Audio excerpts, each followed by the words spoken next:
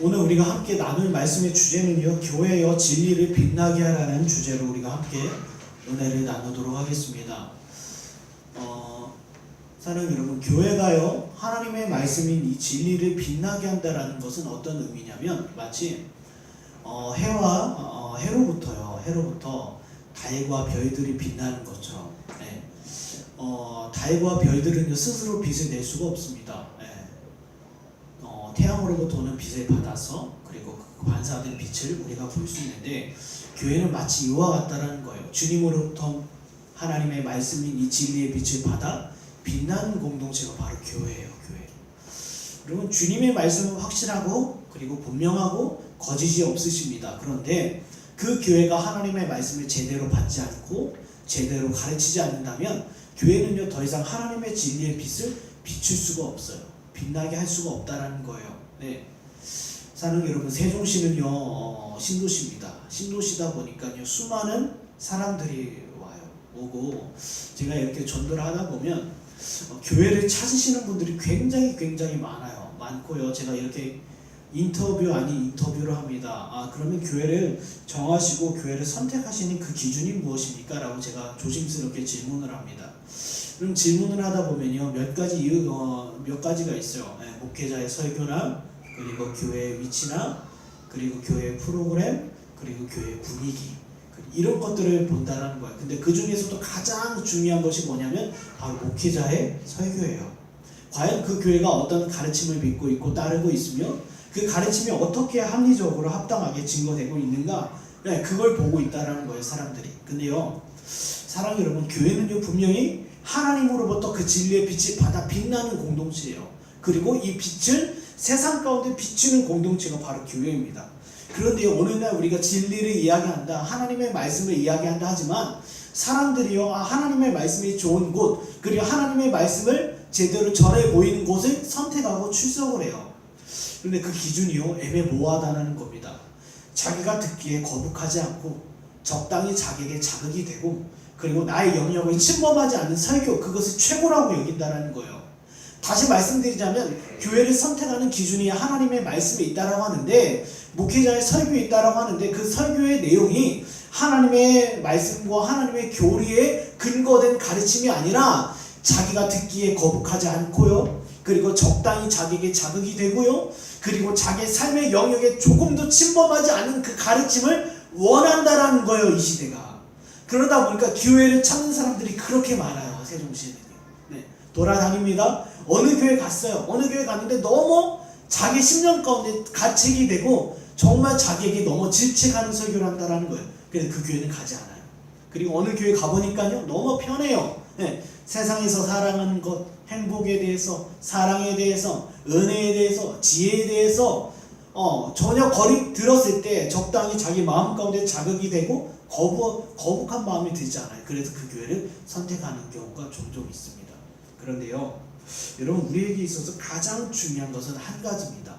이 교회의 가르침과 그리고 이 교회가 믿어 순종하는 그 내용이 뭐예요? 하나님의 말씀과 하나님의 교리에 대해서 벗어나지 않는 그 교회를 우리는 선택해야 된다는 거예요. 그리고 그 가르침 앞에서 우리는 순종해야 된다는 겁니다.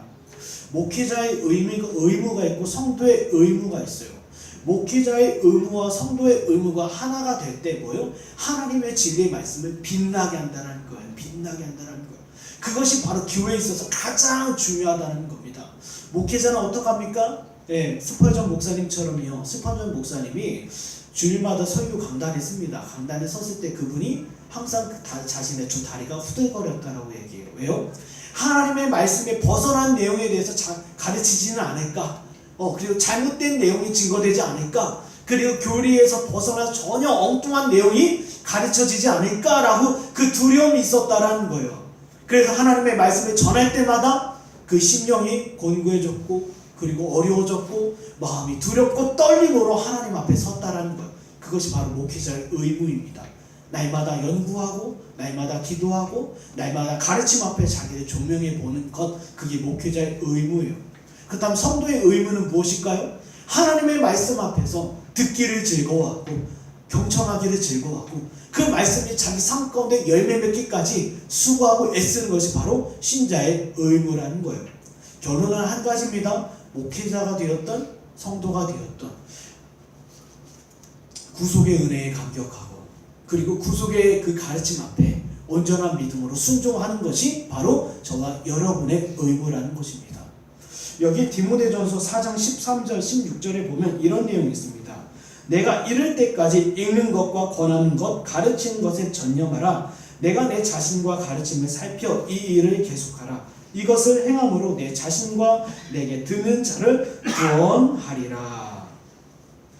사랑하는 여러분, 나이가 어린 이 목회자 디모데에게 했던 사도 바울의 권면이었어요. 여러분, 디모데는요 아직 나이가 어립니다. 어려요. 그리고 아직 인격적으로 부족할 수도 있고요. 그 소양의 연단을 잘 받지 못할 수도 있어요. 그런데 그 어린 목회자에게 이제 막 사역을 시작하는 젊은 담임 목사에게 이런 권면을 줍니다. 가장 중요한 것은 뭐예요? 읽고 가르치고 권면하는 것에 충성되이 행하라는 거예요.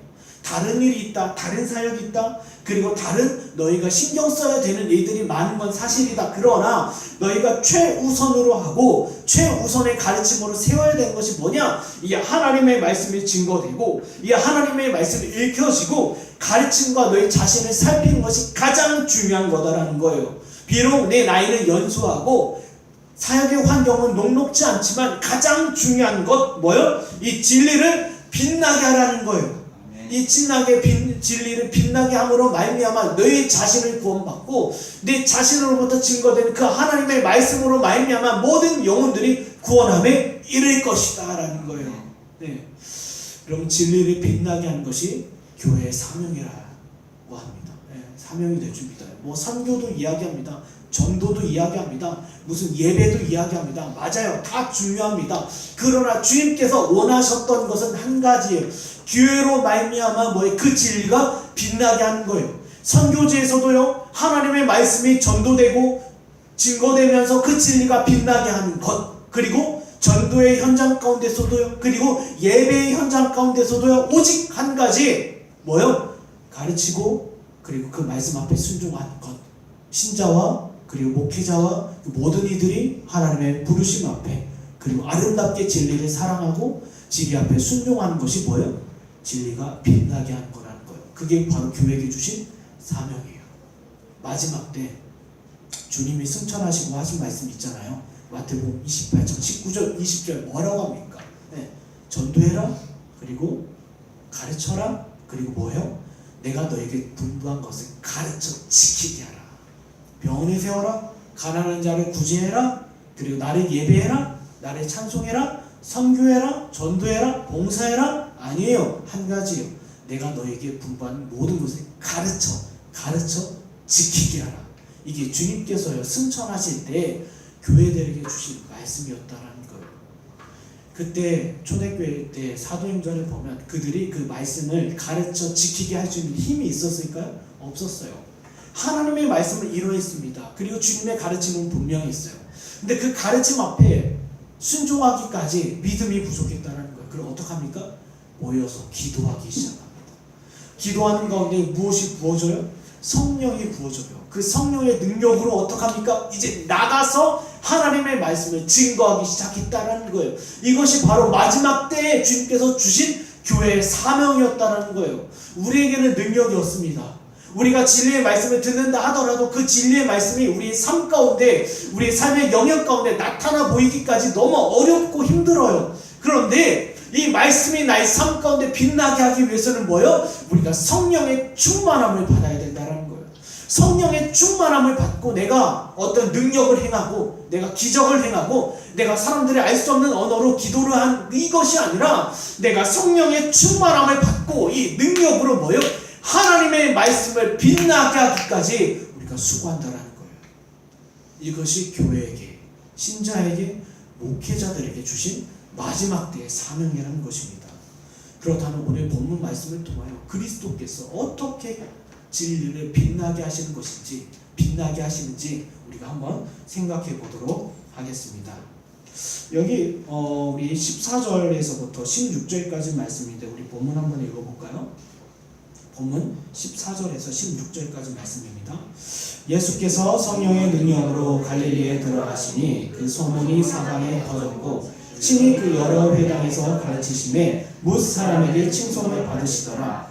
예수께서 그 자라나신 곳 나사렛에 있으나 안식일에 늘 하시던 대로 회당에 들어가서 성경을 읽으려고 서심해. 여러분, 우리가 성경을 보다 보면 주님의 사역에 대해서 세 가지로 이야기합니다. 세 가지요. 보통 가르치고 전파하고 치료하셨다라는 거, 치유라고도 할 수 있겠죠. 요 세 가지를 우리가 집중적으로 바라봅니다. 예수님의 사역과 예수님의 행적에 대해서 우리가 생각해 보면 가르치고 전파하시고 치료하셨다라는 건데, 여기 마태복음 9장 35절에 이렇게 나와 있어요. 예수께서 모든 도시와 마을에 두루 다니사 그들의 회당에서 가르치시며 천국 복음을 전파하시며 모든 병과 모든 약한 것들을 고치시니라. 여기 보면요, 세 가지입니다. 전파하고 가르치고 전파하고 고치셨다고 되어 있어요. 그런데요, 결과적으로는 한 가지를 이야기하고 있습니다. 한 가지. 예수님께서요, 하나님의 진리를 빛나게 하셨다는 거예요. 한 가지. 예수님께서 비록 고치시고 치료하시고 병든 자들에게 다가가셨지만 주님께서 그들에게 다가가신 목적이 있다는 거예요. 그 하나님의 빛나는 그 가르침, 이 신구약 성경의 이 빛나는 교리와 교훈은 가르치기 위함이었다는 거예요. 가르치기 위함이었어요. 보세요. 예수님께서는요, 구약 성경 가운데 이미 예언하셨어요. 하나님께서 이 땅 가운데 메시아를 보내주시겠다. 그 언약을 맺어주셨고 그 예정하신 대로 이 땅에 예수 그리스도께서 오셨어요. 그리고 그 구약의 내용이 바로 구약에서 말하는 그가 바로 나다라는 것을 가르치고 전파하셨어요. 그런데 여기서 한 가지, 치료하셨다는 건 무엇입니까? 치료하셨다는 건 뭐예요? 사람들은요, 여기에서 교훈을 삼아서 소위 치유사역이라고 합니다. 치유사역. 무슨 병을 고치고 그리고 병원을 세우고 그리고 어떤 힐링센터나 치유센터를 만들어서 주님께서 행하셨던 치유사역을 행한다라고 이야기해요. 그런데요, 예수님께서요, 병든 자를 치료하시고 그리고 상한 자를 고치신 이유가 있다라는 거예요. 두 가지 이유가 있었는데, 첫 번째 이유는 무엇이냐면 예수님께 나오는 자들의 공통점이 있어요. 믿음이 있었다라는 거예요. 주님께서는요, 그 믿음을 바라보시고 그들에게 치료하시고 이적을 행하셨다라는 겁니다. 여러분, 그들에게 믿음이 일어났다는 것은 무엇입니까? 그냥 갑자기 있다가 믿음이 일어났어요? 아니죠. 멀리서부터 들려오는 예수 그리스도에 대한 소식을 들었어요. 혹은 예수님 곁에서 예수 그리스도로 말미암아 증거되는 구약에 있었던 그분이 바로 이분이라는 깨달음이 그들에게 있었다라는 거예요. 예수님의 가르침과 예수님의 사역을 통해서 그 안에 믿음이 일어났어요. 그 믿음을 갖고 주님 앞에 나온 자들은 고침을 받았다라는 거예요. 주님께서요, 그들의 믿음을 보시고 고치시고 치료하신 목적이 있어요. 왜요? 그들의 믿음이 확실하다라는 것을 보증하기 위해서요. 그리고 그 믿음이 더욱더 일어나기 위해서, 그리고 그 믿음이 더욱더 강력해지기 위해서 주님께서 이런 이적과 기적을 행하셨다라는 거예요. 동시에 또 한 가지가 있습니다. 또 한 가지. 주님께서 이적과 기적을 행하시면서 병든 자를 고치신 이유는 무엇이냐면, 또 한 가지는 뭐냐면 바로 구약에 예언되었고 하나님의 언약 가운데 있는 바로 그 그리스도, 그 메시아가 바로 나라는 사실을 깨닫게 하기 위함이에요. 깨닫게 하기 위함이에요. 주님께서는요, 이 땅에 오셔서 병원을 세우시지 않았습니다. 그리고 병든 자들을 찾아다니시지도 않았어요. 주님께서 이 땅에 오신 사역의 목적은 한 가지입니다. 그 진리를 빛나게 하기 위함이에요. 구약 성경에 보면 수많은 선지자와 수많은 사역자들이 하나같이 오실 자 그 예수 그리스도를 예언했어요. 오늘 우리가 오전에 성경 공부하면서요, 이사야서 53장에 나와 있는 예수 그리스도에 대한 그 예언의 기록을 살펴본 것처럼 분명히 선지자들은요, 오실 메시아를 하나같이 다 기록했다라는 거예요. 기록했는데 예수님께서는요, 그들의 병을 고치시고 그리고 그들에게 이적과 기적을 행하시면서 구약의 그가 바로 나다라는 것, 또한 그 예수 그리스도의 가르침과 그분으로부터 교훈을 듣고 나서 그 믿음이 일어난 자들에게 이적과 기적을 행하신 것은 너희 믿음은 확실하다. 그리고 너희 믿음은 분명하다. 또한 너희 믿음이 더욱더 일어나기 위해서 이러한 기적을 행하셨다라는 거예요. 여러분 보세요. 이적과 기적을 체험했다라고 했어. 내가 병을 고침을 받았다라고 했어. 주님께 다 나옵니까? 그 믿음이 더 일어납니까? 네. 어떤 사람들은요, 치유센터를 하는 분들이 있어요. 그리고 힐링센터를 합니다. 이 사람의 마음이, 이 사람의 육신이 고침을 받는다면 이 사람은 주님께 헌신할 것이고 이 사람이 주님께 합당하게 순종할 거다라고 이야기를 해요. 여기 우리 한번 누가복음 17장 한번 보겠습니다. 누가복음 17장입니다. 그 중에 한 사람이 자기가 나은 것을 보고 큰 소리로 하나님께 영광을 돌리며 돌아와 예수의 발 아래 엎드려 감사하니 그는 사마리아 사람이라. 예수께서 대답하여 이르시되 10사람이 다 깨끗함을 받지 아니하였느냐? 그 9은 어디 있느냐? 이 이방인 외에는 하나님께 영광을 돌리러 돌아온 자가 없느냐 하시고 그에게 이르시되 일어나 가라. 내 믿음이 너를 구원하였느니라 하시더라. 이게 무슨 내용이냐면요. 나병 환자 10사람이 예수님께 나아갑니다. 나아가서 고침을 받을까 소망이에요. 그리고요, 그러자 예수님께서 뭐라고 얘기하십니까? 가라, 제사장에게 가서 너의 나은 몸을 보여라. 10사람이 제사장에게 찾아갑니다. 그런데 가다가 그들의 몸이 치료함을 받아요. 그런데 그중 9은 제사장에게로 가고 그중 한 사람만 예수님께 돌아왔다라는 거예요. 구약의 율법에 보면요, 나병이 걸리면요, 그 공동체를 떠나야 합니다. 가족과 직장과 그 마을을 무조건 떠나야 돼요. 떠나야 되고요. 만약에 그 사람이 나병으로부터 고침을 받았다라면 그 몸을 누구에게 보여야 되냐면 제사장에게 보여야 돼요.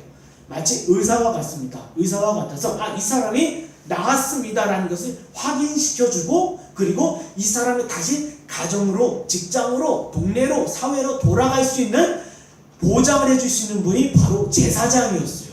제사장이어서 이 9명의 사람들은요, 제사장에게 자기의 나은 몸을 보이고 다시 가족에게로 자신의 고향으로 돌아가기를 원했던 사람이에요. 그런데 그 한 사람은 어떠했습니까? 믿음이 일어나요. 내가 지금 나의 몸을 제사장에게 보이는 것보다도 지금 나를 고치신 그분에게 다시 찾아가는 것이 더 중요하다. 누구에게로 돌아가요? 예수님께로 돌아가요. 그때 예수님이 그의 믿음을 보시고 너 구원 받았다라는 거예요. 나머지 9사람은 어떤 사람입니까? 비록 육신은 고침을 받았지만 구원을 못 받았다라는 거예요. 예수님의 사역은 한 가지입니다.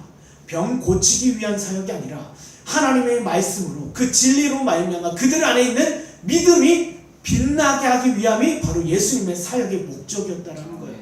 병원에 세우시지 않았습니다. 병든 자들을 일부러 찾아다니시지도 않았어요. 한 가지예요. 이들이 구원함에 이르는 믿음이 있지는 않은가. 믿음이 있기 위해서는 어떻게 하셔야 됩니까?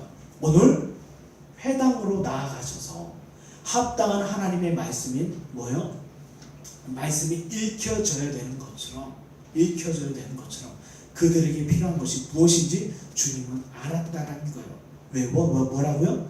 믿음이 일어나기 위해서는 하나님의 진리의 말씀이 그의 마음 가운데 들려져야 된다라는 거예요. 아멘. 마치 이것과 같습니다. 어떤 사람이요, 여행을 하다가 동굴에 빠졌어요. 깊은 동굴에 빠졌습니다.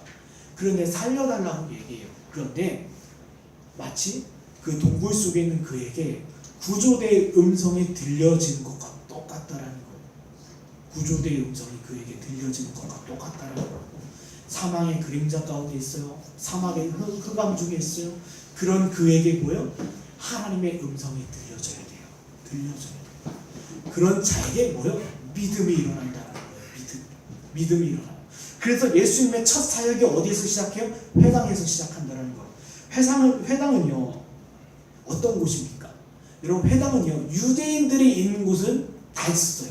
마치 우리 마을에 보면 우리 주민센터가 들어오는 것처럼 여러분, 유대인들이 살던 지역 어디 있든지 회당이 지어졌습니다. 그럼 회당은 어떤 공동체입니까? 하나님의 율법, 하나님의 말씀, 하나님의 구약이 읽혀지고 거기에서 합당하게 토론이 있고요. 거기에 합당한 교훈이 증거되는 공동체가 바로 회당이었어요. 한마디로 하나님의 학교입니다. 하나님의 말씀을 읽고 하나님의 말씀을 토론하고 하나님의 말씀이 증거되는 곳이 바로 회당이었어요.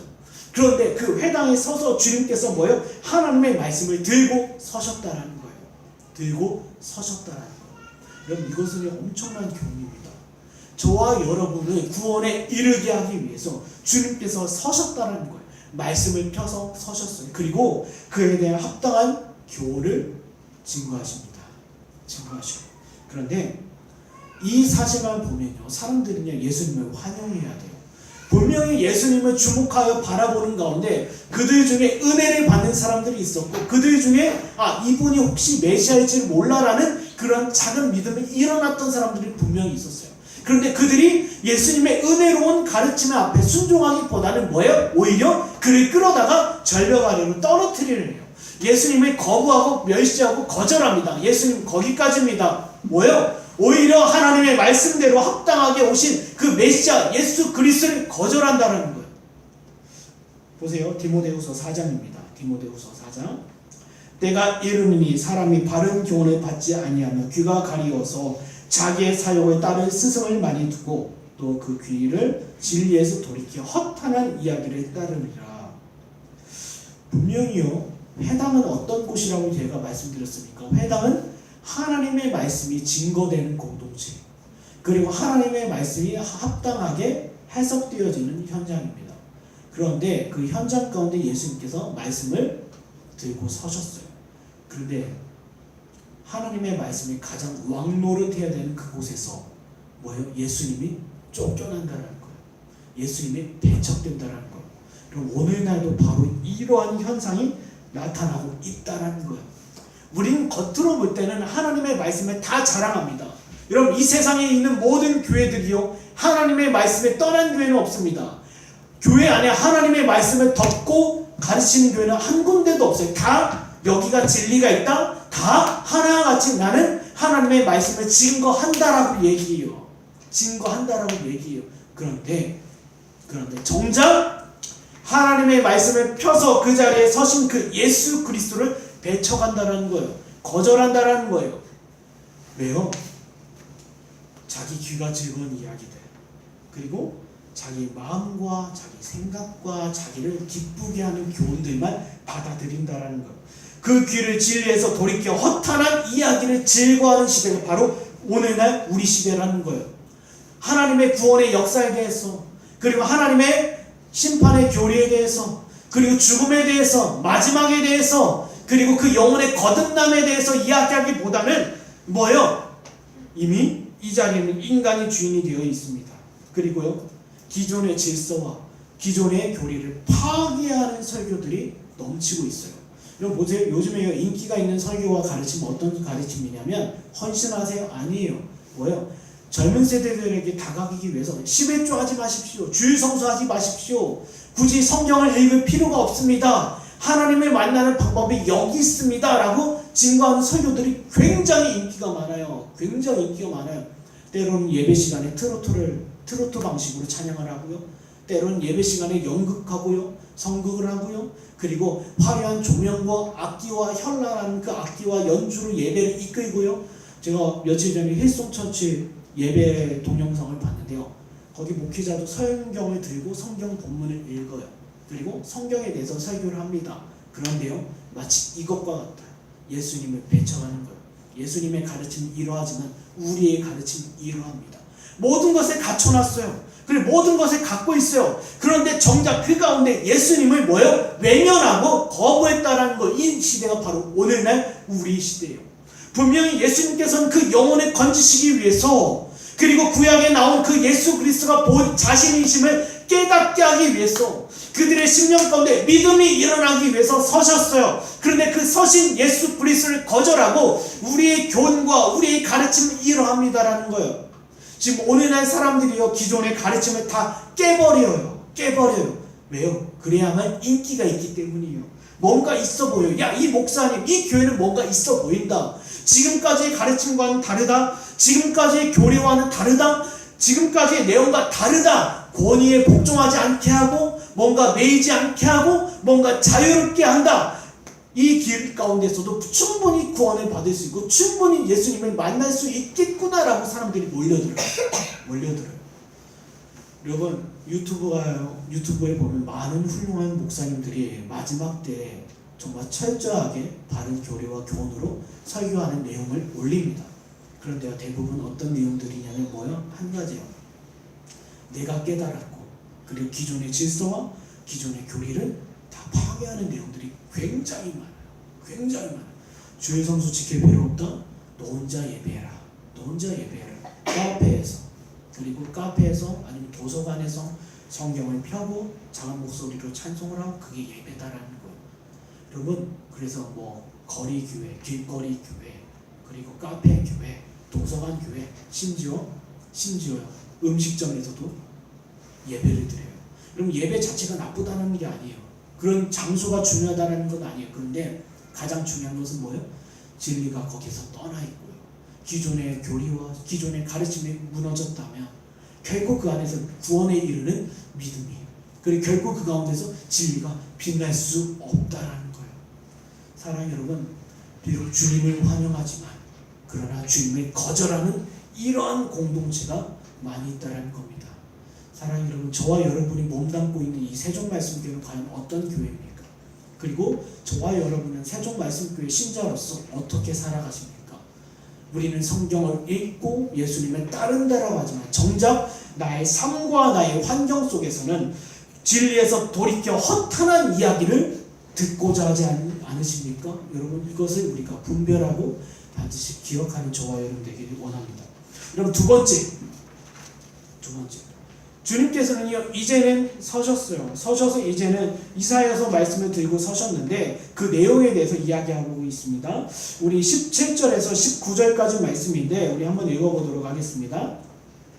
시작. 선지자 이사야의 글을 드리거늘 책을 펴서 이렇게 기록된 데를 찾으시니 곧 주의 성령이 내게 임하셨으니 이는 가난한 자에게 복음을 전하게 하시려고 내게 기름을 부으시고 나를 보내사 포로된 자에게 자유를 눈먼 자에게 다시 보게 함을 전파하며 눌린 자를 자유롭게 하고 주의 은혜를 전파하게 하려 하심이라 하였더라. 여러분 두 번째는요 주의 은혜에 대해서 이야기하는데 예수님께서는요 유대인 회당에서 배척받으실 줄 알았어요. 그들이 자기를 끌고 낭떠러지로 이끌 줄 아셨어요. 그리고 자기를 거절하고 거부하고 외면하고 귀를 자기들이 좋아하는 허탄한 이야기를 듣기를 원했다라는 사실을 알았어요. 그럼에도 불구하고 주님은 그 자리에 서서 하나님의 말씀을 폈다라는 거예요. 그리고 그 하나님의 말씀을 읽으셨다라는 거예요. 왜요? 영혼을 향한 사랑하심이에요. 영혼을 향한 주님의 사랑이 이렇게 표현되었다라는 거예요. 자기를 거부하고 자기의 말씀 앞에 순종치 아니하고 끝까지 진리에 돌이켜 허탄한 이야기를 듣기를 원하는 자들 앞에서 서셨다는 거예요. 그리고 그 자리 앞에 성경을 펴십니다. 성경을 펴셔요. 왜요? 영혼을 사랑하시기 때문이에요. 그리고 분명히 그들 가운데 주의 말씀을 청종하여 듣고 순종하여 믿음의 증거 가운데로 나올 사람들이 분명히 반드시 있었기 때문에 주님은 그 자리에 서셨다는 겁니다. 여기 사도행전 19장에 이런 내용이 있습니다.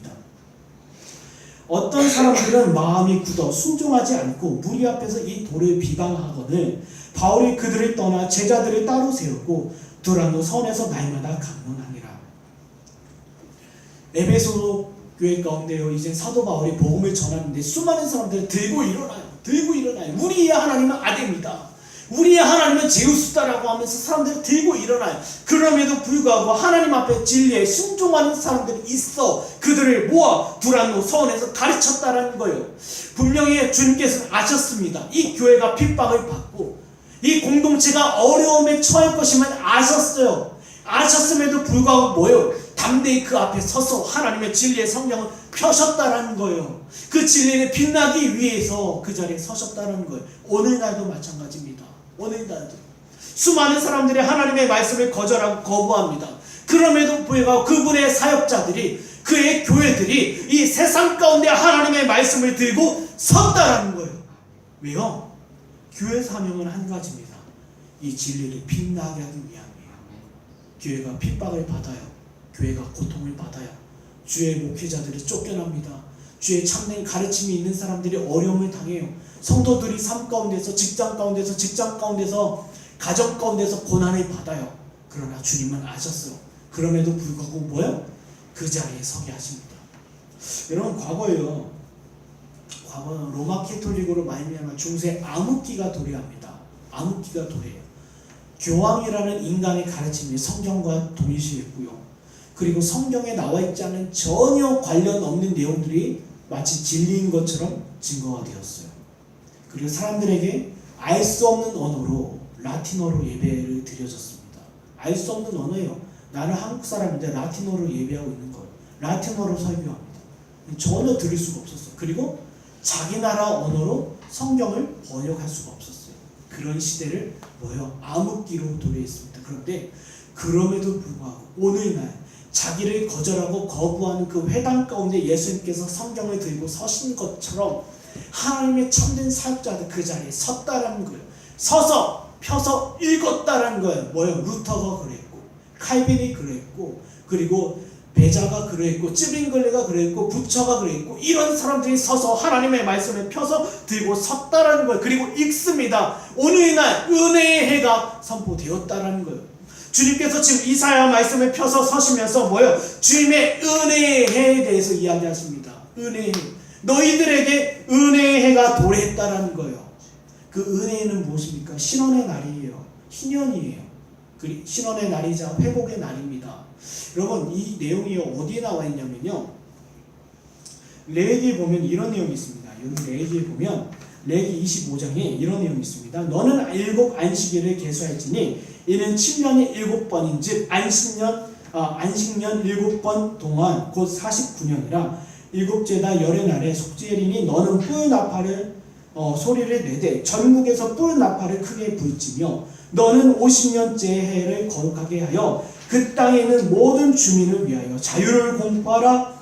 이 해는 너에게 희년이니 너희는 각각 자기의 소유지로 돌아가며 각각 자기 가족에게로 돌아갈지며. 이 내용은 무슨 내용이냐면 지금 예수님께서 서셔서 이사야서의 말씀을 읽으면서 은혜의 해에 대해서 말씀하십니다. 은혜의 해는 레위기 25장에 나와 있던 회복의 날, 그 신원의 날, 바로 희년을 이야기해요. 여러분, 7년씩 7번이 지나면 49년이 지납니다. 그리고 그 다음에 50년째 되었을 때 전국에서 뿔 나팔 소리가 울려 퍼진 거예요. 야, 우리를 위하여 은혜의 해, 신원의 날, 회복의 날을 주님께서 허락하셨다라는 거예요. 그때는요 종들과 포로된 자들은 다 노임을 받았어요. 다 노임을 받았어요. 원위치 되었어요. 고향으로 돌아갑니다. 다 노임을 받았어요. 그리고 저당 잡힌 땅이나 그리고 팔린 토지들 그리고 팔린 소유들을 다 원주인에게 돌려줬어요. 그게 은혜의 해 그리고 신원의 날 그리고 회복의 날이에요. 그런데 오늘 주님께서 그 회당에 서셔서 그 은혜에 대해서 얘기하는 거예요. 은혜가 도래했다. 마치 전국에서 뿔 나팔 소리가 울려 퍼지는 것처럼 지금 주님께서 이 자리에 서셔서 성경을 읽으셔요. 그리고 온 세계 가운데, 온 세상 가운데, 온 피조 역사 가운데 선포하십니다. 나로 말미암아 이제 은혜가 선포되었다. 은혜가 가난한 자, 포로된 자, 눌린 자, 줄인 자에게 이제는 회복의 날이 나로 말미암아 시작됐다라는 것을 지금 회당에서 선포하신다라는 거예요. 가난한 자는 누구입니까? 가난한 자요. 물질이 없는 자요? 돈이 없는 자요? 그 소유가 넉넉하지 않은 사람입니까? 아니에요. 인간은요, 죄를 범하고 나서 하나님과 떨어졌어요. 하나님과 떨어진 자에게 찾아온 고난이 바로 가난함이에요. 드라마를 보세요. 대중가요를 한번 들어보세요. 다 무엇을 이야기합니까? 다 사랑을 이야기해요. 다 하나같이 사랑이 주제예요. 왜요? 여러분, 세상에서 모든 여자를 취한다 하더라도, 세상의 모든 남자를 취한다 하더라도, 세상에 있는 모든 재물을 취한다 하더라도 그 마음이 허전해요. 그 마음이 채워지지 않아요. 왜요? 죄로 말미암아 하나님과 떨어지고 하나님과 구별된 인생은 바로 그 마음이 늘 허전하기 때문입니다. 바로 이런 가난한 자에게 예수 그리스도로 말미암아 채워져요. 눌린 자, 포로된 자는 이것과 같아요. 여러분, 이스라엘 민족이 애굽 가운데 있을 때 포로되었어요. 종살이 합니다. 그러면 애굽 사람들이 시키는 대로 해야 돼요. 마치 그것과 같습니다. 포로된 자와 눌린 자는 이 뭐예요? 세상의 포로가 돼서 세상이 시키는 대로 행해야 돼. 야, 거짓말해. 그리고 음탕해져. 그리고 남을 속여. 그리고 너희 뜻대로 해. 돈이 최고야. 너희 자식이 최고야. 너희 집이 최고야. 너희 사업이 최고야. 네가 하는 일이 최고야. 하나님이 기억하지 마라. 이게 뭐야? 포로된 자야. 죽기를 무서워서 날마다 덜덜덜 떨어요. 나 취업 안 되면 어떡할까? 나 결혼 못하면 어떡할까? 내 몸의 문제는 어떡하지? 내 건강의 문제는, 내 자녀의 문제는, 내 집안의 문제는 뭐예요? 세상의 포로가 되었다라는 거예요. 제가 얼마 전에 자기 전에 제 아내랑 얘기하면서 무슨 내용을 하면, 무슨 이야기를 했냐면요. 세상 사람들도 돈 문제 때문에, 자녀 문제 때문에, 자녀 양육 때문에 걱정을 합니다. 예수 믿는 사람들도 재정 문제로, 건강 문제로, 자녀 문제로 걱정을 해요. 그리고 목회자들도 가정의 문제, 재정의 문제, 그리고 자녀의 문제 때문에 고민을 해요. 그럼 그 차이가 어디 있냐는 거예요. 차이가 어디 있냐라는 거예요. 저와 여러분은요, 이미 세상에서 자유한 자예요. 네. 세상에서 자유한 자이고 그리스도께 매인 자예요. 그렇다면 우리는 무엇을 생각해야 돼요? 주께 맡기는 거예요. 가정이 되었던, 직장이 되었던, 건강의 문제가 되었던, 재정의 문제가 되었던 주님께 맡겨드리는 거예요. 그리고 또 무엇입니까? 눈먼 자요. 눈먼 자는 무엇을 얘기해요? 앞날에 대해서 몰라요. 자기 앞에 하나님의 심판과 죽음이 있다는 것을 몰라요. 요즘 젊은 사람들 어떻게 살아갑니까? 마치 죽음은요 자기 문제가 아니라 이제는 병원에 있는 사람들의 문제라고 생각해요. 나이가 많으신 분들이 고민해야 되는 문제라고 생각합니다. 마치 죽음이 없는 것처럼 살아가요. 바로 이것이 바로 눈먼 자예요. 사람에게 취해있고, 직장에 취해있고, 물질에 취해있고, 자기 앞에 다가오는 하나님의 엄중한 심판과 죽음에 대해서 보지 못하는 자들이 바로 눈먼 자라는 거예요. 바로 이와 같은 자들, 가난한 자, 포로된 자, 눌린 자, 눈먼 자들에게 봐라, 이제는 뭐요? 너희 소속할 땅이 이 땅이 아니라 하나님의 영원한 나라, 완전 구원의 은혜가 나로 말미암아 나타났다. 진리의 깃발을 들고 서셨다라는 거예요. 사랑하는 여러분, 만약에요. 제가 이 자리에서 행복해지는 법, 그리고 복 받는 법, 잘 사는 법, 그리고 사람 관계하는 법, 그리고 이 시대가 말하는 교훈과 교양에 대해서 이야기한다면 결코 이 자리 가운데 포로된 자가 자유함을 받고 눈먼 자가 눈을 뜨고 그리고 자유하는 이런 역사가 나타날 수가 없다라는 거예요. 여러분, 이 시대 교회가 왜 욕을 먹습니까? 왜 이 시대 가운데 성도의 경건함이 나타나지 않아요? 왜요? 행복해지는 법, 그리고 인격 소양하는 법, 복 받는 법, 잘 사는 법, 사람 관계하는 법이 교회 안에서 진리인 것처럼 증거되기 때문에 사람들 가운데 더 이상 가난한 자가 해소가 되고 눈먼 자가 눈을 뜨고 포로된 자가 자유함을 입는 그러한 역사가 없다라는 거예요. 사랑하는 여러분, 보세요. 기억하세요. 내 귀가 즐거운 소리들, 그리고 내 마음을 즐겁게 하는 내용들, 그리고 그것을 쫓아간다면 결코 나의 삶 가운데서 이러한 역사, 신원의 날이 선포가 되고, 그리고 회복의 날이 선포되고, 전국 각처에서 울려 퍼지는 뿔 나팔 소리를 못 듣게 된다는 거예요. 사랑하는 여러분, 지금 주님께서 오늘 저와 여러분 앞에 성경을 들고 서셨다는 거예요. 마지막입니다. 마지막. 우리 20절에서요 22절까지 말씀입니다. 함께 읽겠습니다. 책을 덮어 그 맡은 자에게 주시고 앉으시니 회당에 있는 자들이 다 주목하여 보더라. 이에 예수께서 그들에게 말씀하시되 이 글이 오늘 너희 귀에 응하였느니라 하시니 그들이 다 증언하고 그 입으로 나오는 바 은혜로운 말을 놀랍게 여겨 이르되 이 사람이 요셉의 아들이 아니냐. 여기 보세요. 책을 덮어 그 맡은 자에게 주셨다라고 되어 있어요. 여러분, 이 당시에는요, 지금 오늘날처럼 성경이 흔했던 시절이 아닙니다. 성경을 담당하는 사람이 있었고요, 특별히 관리하는 사람들이 있었고요, 그리고 구별된 장소에, 그리고 구별된 공간이 있었어요. 성경을 놓기 위해서 성경을 담당하기 위한 사람이 있었고요, 그리고 성경을 아무나 볼 수도 없었어요. 그리고 성경이 특별히 놓여진 특별한 공간이 있었어요. 여러분, 이것이 진리를 빛나게 하는 길입니까? 이게 진리를 빛나게 하는 길이에요. 이 당시 사람들은요, 아무나 성경을 못 읽게 했고요, 아무나 성경의 가르침을 증거하지 못하겠어요. 그리고 이 성경의 말씀을 맡은 자가 따로 있었고요, 이 성경을 특별하고 아름답고 화려한 공간에 모셔두었어요. 이게 진리를 빛나게 하는 일이었어요? 아니었어요. 보세요. 이 내용에 대해서 마태복음 4장에 더 자세히 나와 있습니다. 마태복음 4장에 보면 이런 내용이 있는데요, 제가 읽겠습니다. 이는 선지자 이사야를 통하여 하신 말씀을 이루려 하심이라. 일러스되 스불론 땅과 납달리 땅과 요단강 저편 해변길과 이방의 갈릴리여, 흑암에 앉은 백성이 그 빛을 보았고 사망의 땅과 그늘에 앉은 자들에게 빛이 비추었도다 하였느니라. 이때부터 예수께서 비로소 전파하여 이르시되 회개하라, 천국이 가까이 왔느니라 하시더라. 여러분 보세요. 주님께서 지금 이 자리에 성경을 펴서 서셨어요. 성경을 펴서 서시면서 하셨던 말씀이 무엇입니까? 사망의 땅과 그리고 그늘에 앉은 자들에게 빛이 비추었다. 이것이 바로 진리를 빛나게 하는 거예요.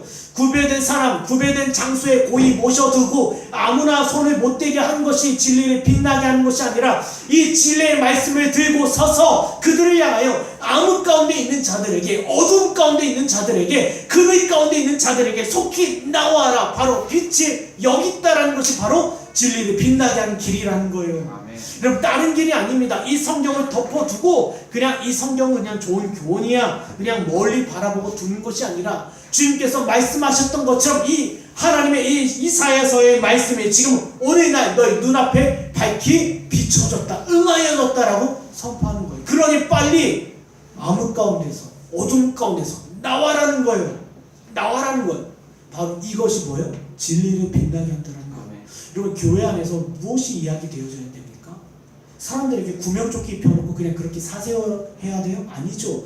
빨리 당신이 타고 있던 이 세상이란 배에서 나오십시오. 구원의 확신, 그리고 자기의 고백, 그리고 교회 안에서의 봉사 다 인정하고요, 그냥 당신 구원받았어요. 아닙니다. 주님께서 진리를 들고 서셨을 때 그 진리를 어떻게 빛나게 합니까? 암흑 가운데 있는 자들에게, 어둠 가운데 있는 자들에게, 그늘 가운데 있는 자들에게 나와라, 바로 빛이 여기 있다라는 거예요. 근데 사람들은 어떡합니까? 주님의 이러한 요청 앞에서 뭐라고 해요? 야, 이 사람 요셉의 아들 아니야? 이걸 받다라는 거예요. 지금 흑암에 앉은 자들에게, 그리고 어둠 가운데 있는 자들에게, 그늘 가운데 놓이는 자들에게 거기에서 건짐을 받고 구원을 받을 수 있는 그 진리가 선포되는데, 사람들은 놀라워하고 은혜롭게 듣기도 하면서 무엇을 바라봐요? 야, 이 사람 요셉의 아들 아니야? 요셉의 아들이 아니라는 것은 이 사람 가난한 목수의 아들 아니야? 그리고 이 사람이 어디에서 나서 어디에서 어떻게 자랐는지 우린 다 알아. 이 사람의 말은 사람의 말이야라는 거. 은혜로워요. 좋아요. 이건 좋아요. 내가 따를 수도 있고 내가 어느 정도 참고하겠습니다. 그러나 사람의 말로 받아들였다라는 거예요. 사람의 말로.